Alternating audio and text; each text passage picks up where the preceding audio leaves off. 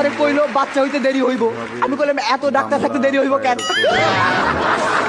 প্রয়োজন হলে আরো 2-3 জন মিলে চেষ্টা করেন।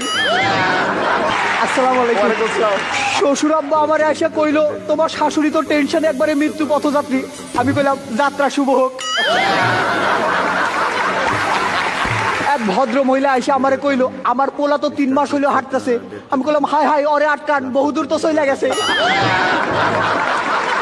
আমার বউ আমারে ডাইকা কইলো খুব টেনশন হইতেছে যদি একটা কিছু হয়। আমি কইলাম আরে একটা কিছু হওয়ার জন্যই তো আনছি।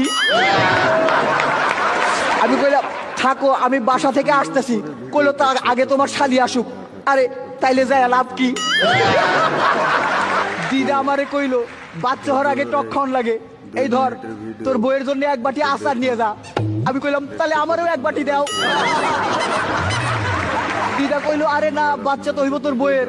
আমি কইলাম হ অবাক ব্যাপার, একই দিনে বিয়ে করলাম শুধু বউয়ের খবর হয়ে গেল। বউ কইলো বাড়িতে নতুন অতিথি আসতেছে, শুনে খুব আনন্দ পাইলাম। পরদিন দেখি শ্বশুর শাশুড়ি চলে আসছে। পাশের ঘর থেকে শালিকা এসে আমারে কইলো দুলা ভাই আমি কিন্তু বইন্ডে সারা রাইতে ঘুমাইতে পারি না। আমি কইলাম হ আমিও। আজ থেকে তোমরা দুজনে একসাথে থাইকো, আমি মধ্যখানে ম্যারেজ করে আনি মনে। শালি কইলো আমার বোনের বাচ্চা হইব জন্য আমার খুব খুশি খুশি লাগতেছে। আমি কইলাম এইবার তোমার উচিত তোমার বোনকে খুশি করা। পরিবার পরিকল্পনার এক আপা আসছিল। আপা আমারে কইলো যে জন্ম নিয়ন্ত্রণের জন্য কোনো পদ্ধতি গ্রহণ করছিলেন কি? আমি কইলাম পদ্ধতি একটা গ্রহণ করছিলাম কিন্তু ওইটা নিয়ন্ত্রণের না। আপা আমার বউরে কইলো যে এই সময় ভালো মন্দ খাওয়া দরকার, আপনার কি খাইতে সবচেয়ে ভালো লাগে? আমি কইলাম ওই একটা খাবারের নাম কয়া দাও।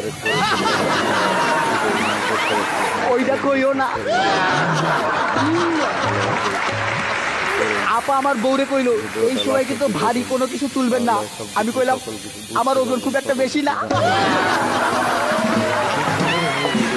আমার বন্ধু আমারে কইলো আমার শ্বশুর শাশুড়ি খুব খারাপ, মাসে 2-3 বার যাওয়া আসা করে। আমি কইলাম আমার শ্বশুর শাশুড়ি খুব ভালো, সে 5-6 মাস আগে আসছিল আর যায় নাই। আমি যাই শ্বশুর শাশুড়ি কইলাম আপনারা বাড়ি যাবেন কবে? কইলো নাতি নাতির মুখটা দেখে যাবো না। আমি কইলাম ঠিক আছে 2-3 দিনের মধ্যে একটা ব্যবস্থা করতেছি। হানিমুন থেকে ফিরেই তো বউরে হাসপাতালে পাঠানো যায় না, লোকজন কি মনে করবো, তাই বিস্তারিত একটু কইলাম। শালিরে করে রিক্সায় করে হাসপাতালের দিকে আসতেছিলাম। শালি আমার জড়ায় ধরে কইলো আমার খুব টেনশন হইতেছে। আমি আরো শক্ত করে জড়ায় ধরলাম, আমার টেনশন তো বেশি। হাসপাতালে ঢুকতেই ডাক্তার রে দেখা বুকটা ধিপ ধিপ করতেছিল। মাইয়া ডাক্তার রে। ডাক্তার আপা আমারে কইলো বাচ্চা হইতে দেরি হইব। আমি কইলাম এত ডাক্তার থাকতে দেরি হইব কেন? প্রয়োজন হলে আরো 2-3 জন মিলে চেষ্টা করেন। টেনশনে কাঁপতেছিল আমার হাত, নড়তে লাগলো আমার চোখ, গরম হয়ে উঠলো মাথা। আমি দোয়া করলাম যে বাচ্চা জানি দেখতে আমার মতো হয়, দুষ্টুর প্রতিবেশী তো অভাব নাই। এমন সময় নার্স আইসা কইলো আপনার একটা ছেলে সন্তান হয়েছে। আমি কইলাম এত চেষ্টার পরে একটা। দাঁড়ান বউরে খবরটা দিয়ে আসতেছি। যাইয়া বাচ্চারে তো দেখে অবাক, এতদিন পরে হইলো তাও এত ছোট।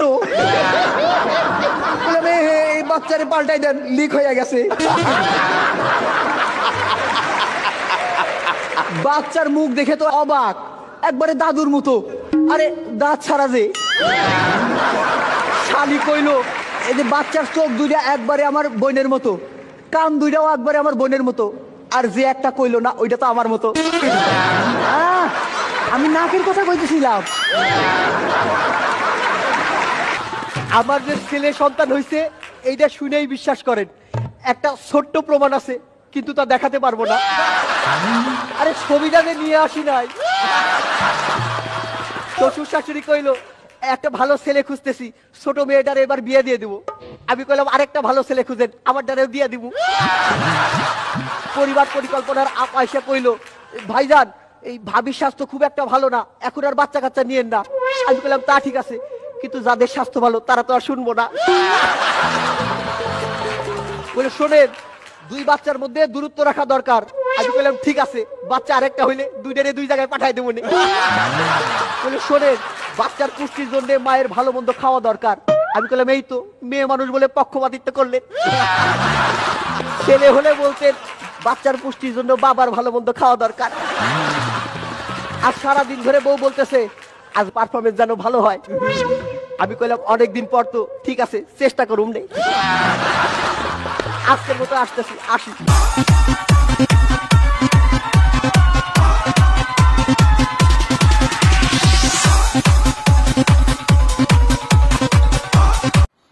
লাস্ট অব্দি ভিডিওটা দেখে আমরা কি শিক্ষা পেলাম, কি শিখতে পারলাম, এগুলো আপনারা কমেন্টে জানাবেন, অবশ্যই কমেন্টে জানাবেন। লাস্ট অব্দি ভিডিওটা দেখার জন্য আপনাদের সকলকে ধন্যবাদ।